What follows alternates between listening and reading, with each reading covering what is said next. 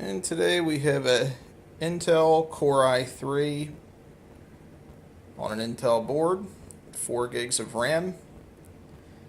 Came with the input-output shield. And I got this for $39 on eBay. And I figured that would be a nice little setup to use this case right here, which I just took back in on trade. Some of you that watched my videos way back when I first started this channel 4 years ago, may remember this case. This is the one from my very first YouTube video back in 2013. Well, 4 years later, my friends actually, I traded them out of this and put them into the Trinity system because they needed something a little bit more horsepower. And this system here, the original board and chip, was starting to become problematic. They had some issues with some capacitors going bad on the motherboard, and the power supply was starting to give them trouble.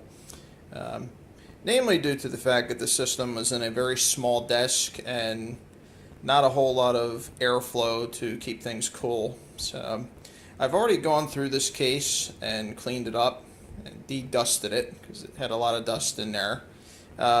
It does have a board in it right now, but the board is no good, so I'm going to take the board out. And we'll put this system together with this board, and then we'll see if we can get it to post.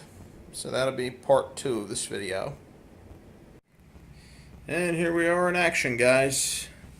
Boards installed, chips installed, RAMs installed, and Windows 8.1 picked up, started working, cooperating without any issues.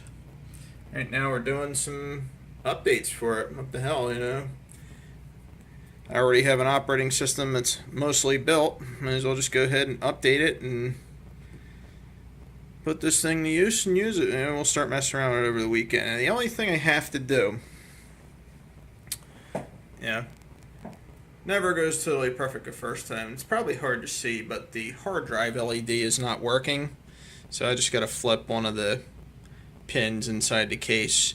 What we did was I had another board in there before I put this board in, and I actually had to take the little wires for the power switch and hard drive LEDs. I had to take them out of the little factory black connector, so I have to actually hook them up to the pins on the motherboard individually now, but that doesn't affect operation at all. You know, when in doubt with those things, guys, just flip them. Usually if it don't work one way, it will work the other way. So we'll crack that case open tomorrow when I get home from work and switch that, because it is a little tight up there in that corner where they connect. So other than that, thing runs beautifully. I will say this, the i3, it's been running for about 35 minutes now, I guess. Smooth as could be, man. No heat issues, no nothing. This thing, you know, it's not anything to write home about in terms of its performance. I mean, I would imagine my 8-core AMD FX, what's it, the 8350 I have or whatever in my main rig, would probably beat all over this thing in terms of its performance. But I'll tell you what, this thing runs smooth, even for 4 gigs of RAM. I'm going to double that eventually, maybe even take it to 16. So we shall see. But stay tuned for this system, guys, as there's plenty of updates. I may even take it out of this tiny little case at some point, because the only thing that really didn't work right off the bat, the front side USB ports, the cabling for that, where it connects to the motherboard, is just a wee bit short, because this motherboard's a little smaller than the original board that was in there. So I'll just put a USB card in there. I have an open spot on the board, so I'll just put a USB card in there. We'll plug that in there and she'll work perfectly fine. And the Radeon 6770 is working beautifully. Power supply seems to be good. It's just a 500 watt Roswell. It's not a single 12 volt rail, but who the hell cares? This thing's just going to be a web browser machine, probably a music box. So anyway, hope this gave you some inspiration as far as, you know, tackling moving components or upgrading a computer or even a basic build. I slapped this together, guys. I've been up since 2:30 in the morning for work, and it's now almost 8 o'clock at night, so I got to get ready to go to sleep and wake up and do it all over again tomorrow. Yeah, and I threw this thing together in a matter of minutes. So You know, the right tools, a little patience, and the right parts, you know, you can do this, you know. Always stay positive.